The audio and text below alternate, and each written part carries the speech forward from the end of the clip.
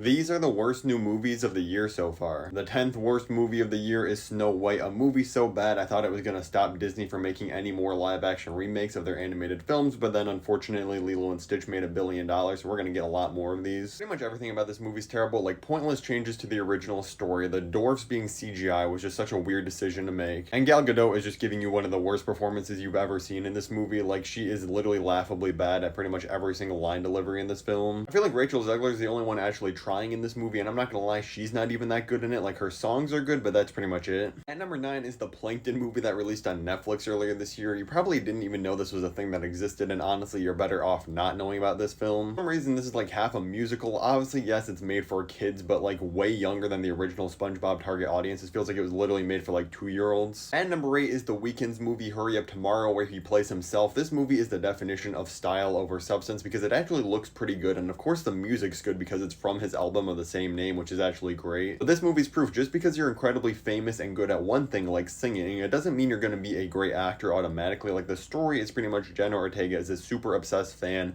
and the movie's really just diving into the psychology of The Weeknd after he loses his voice at a concert. Just something that happened in real life to him. I'm sure it really affected him, clearly, since he made an entire movie about it, but the film is just absolute garbage. It feels like a glorified music video, and a bad one at that. At number 7 is The Electric State from the Russo brothers. This is just like the definition of a mindless, super generic Netflix action movie. They pump out like 10 of these things a year. They have super stacked cast, like we have Chris Pratt, Millie Bobby Brown in this. The thing is, the book they're adapting from has absolutely gorgeous and super unique visuals. Like, the artwork is honestly stunning to look at, but they just kind of threw away the entire art style. This movie looks incredibly bland. The humor just does not land at all. It feels like Thor Love and Thunder's humor, but even worse. Like, there's so many jokes that are pretty much just like, yeah, so that just happened. Somehow this thing cost $300 million to make. It was just incredibly boring, which is one of the worst things your movie can be. And number 6 is Holland, a movie that just came and went on Prime Video because this thing was absolute garbage. It stars Nicole Kidman. She just plays this regular teacher who's happily married, living in this very normal town, but then she starts discovering, oh wait, something's up. There's some mystery ensuing here. This movie really just feels incredibly random. Like, there's so many scenes that just feel completely out of place. It keeps building up to something that we're like, oh wait, maybe the movie's actually going to get interesting here with some big reveal or something,